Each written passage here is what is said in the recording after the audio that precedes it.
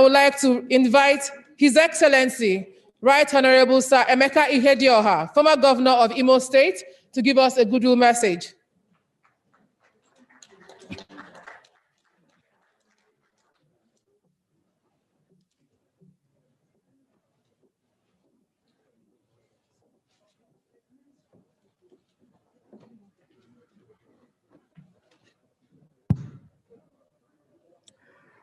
Excellencies,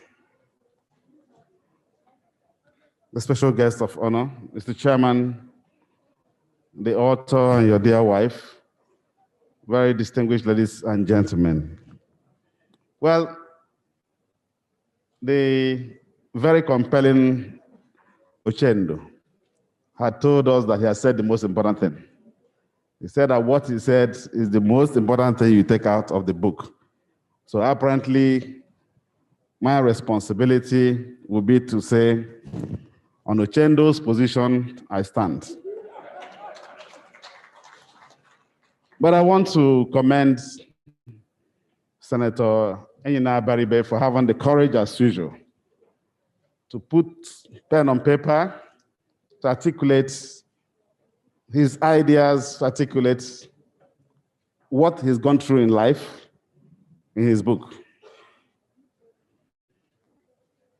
Senator Abaribe is a bold and very courageous man. He represents every inch an Igbo man.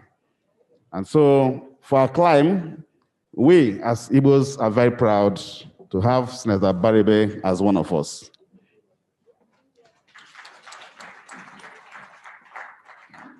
Senator, haven't been